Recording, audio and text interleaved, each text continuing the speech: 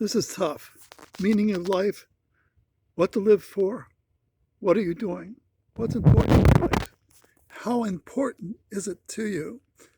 So here's a story of a man who survived concentration camps. The purest answer to this question is perhaps to be found in the worst of places.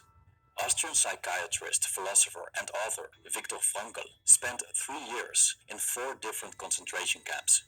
He was at the mercy of sadistic SS guards and the so-called kapos, prisoners with special privileges, who willingly collaborated with the Nazis and were even more ruthless than their masters.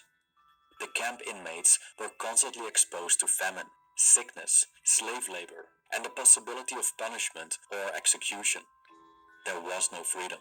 The prisoners moved around like a defenseless flock of sheep, kicked and beaten by their shepherds, stripped of all human dignity. What's left to live for in such a horrible place like a concentration camp? When they've taken all your liberties and possessions, and when death at short notice is almost inevitable, is there any reason not to give up on life? Viktor Frankl concluded that there is always a reason to live, even in the worst conditions. There's always meaning in suffering. And if we can grasp this meaning, this star in the sky, we can overcome even the most painful circumstances. According to Viktor Frankl, it's not pleasure nor success and power that essentially drives people.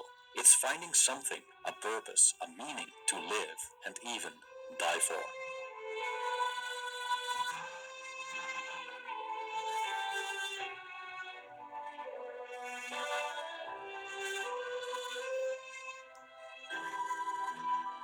What's the purpose of my life? What's the meaning of all this?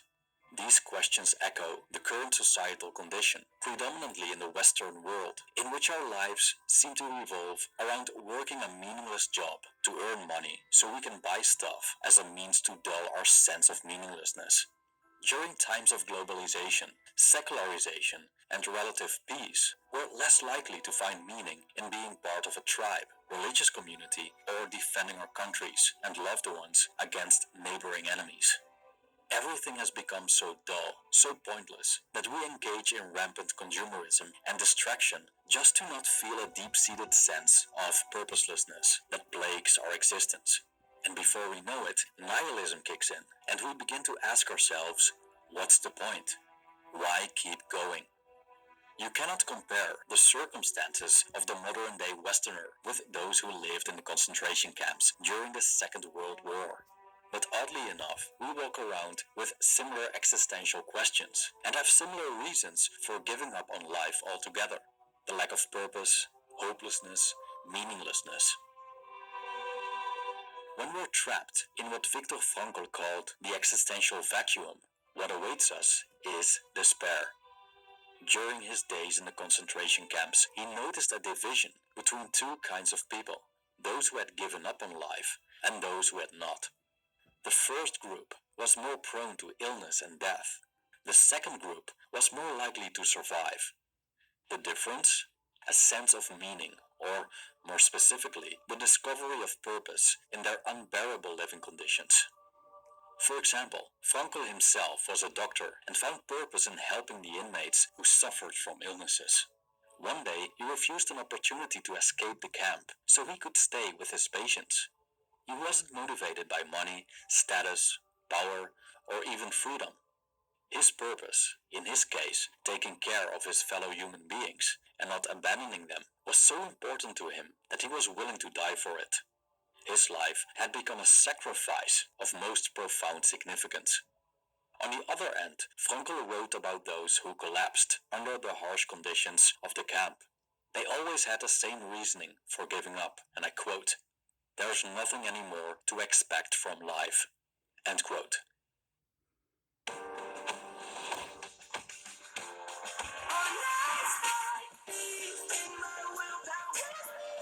Or current owners and lessees of an eligible vehicle get this low mileage lease on this 2025 Optic all-wheel drive. Devoid of meaning and faith that things could turn out more favorable, our bodies and minds begin to wither as we have lost our will to live. Frankl wrote about a prisoner who had dreamt about the end of the war and his release. His dream also revealed the date on which the liberation would happen, March 13th, 1945. He was full of hope, but when March 13th finally passed, nothing happened. As the prisoner's prophecy was naive and he had no purpose within the context of his imprisonment, he was struck with disappointment, suddenly got ill, and died of typhus shortly after. But looking at the horrible and hopeless circumstances that some people find themselves in, is it fair to expect that they find meaning? Aren't some situations simply too overpowering, so much so that they eliminate one's responsibility to choose?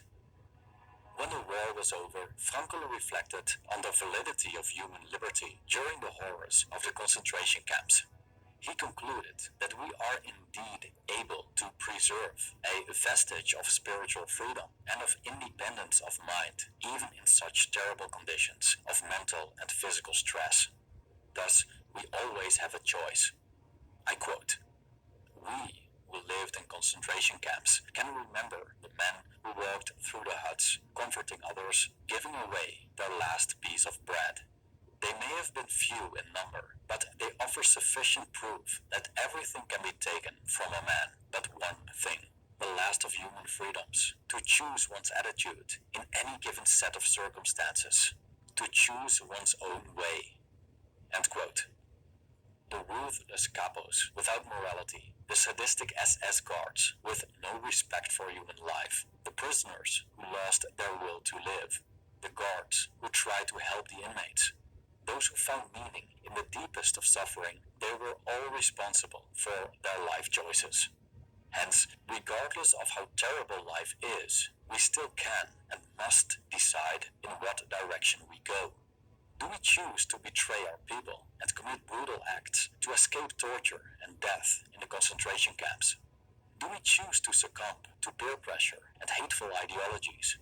Do we choose to embrace a nihilistic, destructive mindset due to living in a consumerist society that seems spiritually and morally bankrupt? Do we choose to become a plaything of our circumstances? According to Frankl, the spiritual freedom we have, which cannot be taken away, makes life meaningful and purposeful. I quote, "The way in which a man accepts his fate and all the suffering it entails, the way in which he takes up his cross, gives him ample opportunity, even under the most difficult circumstances, to add a deeper meaning to his life." End quote.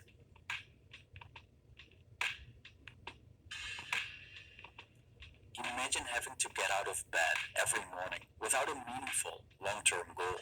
The only reason you get up is that you have to get to work and engage in activities you don't like, just to financially support a meaningless existence and the many pointless pleasures to cope with it.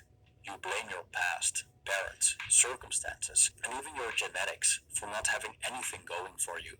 But, in reality, you can still transcend your predicament and find purpose despite any external situation. The question is, of course, how? Before we get into that how of meaning, it's helpful to look at the why of meaning. Especially in the current age, there's a tendency to focus on money, status, power, and pleasure rather than a meaningful life. But, according to Frankl, these pursuits are ways to cope with an existential vacuum. They are a consequence of a lack of meaning.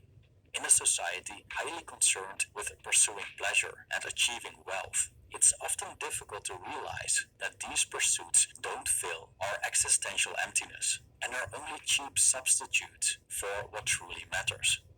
A more direct approach for dealing with the pain of meaninglessness we see today is the pursuit of happiness. In some circles, like the Good Vibes Only movement, happiness has even become a requirement. Frankl describes a characteristic of American culture. One is commanded and ordered to be happy. There's nothing wrong with happiness, of course, as happiness is probably the ultimate pleasant state of mind and the eventual byproduct of. This question becomes a matter, what do you want to do in your life, with your life? Do you want to do something in your life that's a waste of time?